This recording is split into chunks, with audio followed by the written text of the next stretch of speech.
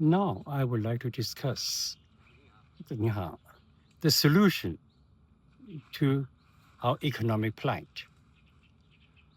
Many years ago, I thought that perhaps the world can only be saved economically was through some sort of international efforts. At that time, I thought it was a very childish idea because I was only 20 years old. But after 55 years, I become more and more convinced that this is the only solution. This is because as we look at the world in 2025, for example, if we look at America, the present government is trying to make America great again. And 40% of the people will support the present administration. In Europe, the whole European Union is to make Europe a solid economic bloc so that it can compete internationally with the United States or with China. In China, for example, the country is very keen to make China great and to make China as powerful, if not more powerful, than Europe and the United States, economically, militarily, and financially. What does that mean? It means that strong countries and very powerful organizations or business concerns, these people are the people who are really in control. Yet they are a minority because there are more people, more countries in the world than 50 giant corporations, than these three superpowers, that is America, Europe, and China.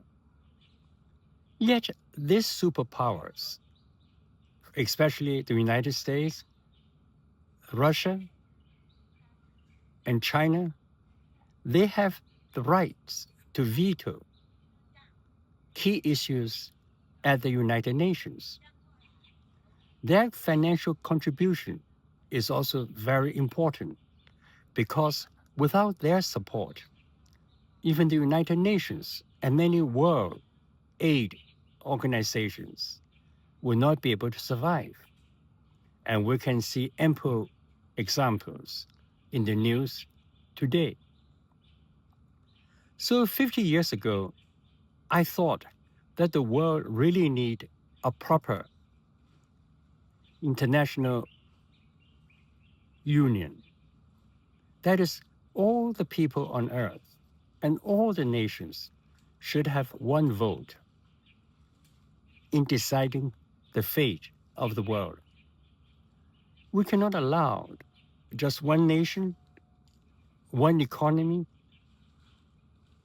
about 50 giant firms to dictate the fate of all mankind. Our Pope or popes have always been insistent in environmental concern and protection, in looking after the weak, the lonely, the children, the women, in being kind to the migrants, and in countries providing basic health care and education for all its people, instead of just catering to the wealthy and the powerful. So perhaps now is the time when we all have to work together. Because if we don't, these 50 giant firms, plus some of the powerful countries on earth, such as the United States, Russia, China, these few countries, plus let's say the European Union, they are really a minority in the world of nations and organizations, and yet they are capable of destroying the earth. And we Christians would have a very special duty to do something about it.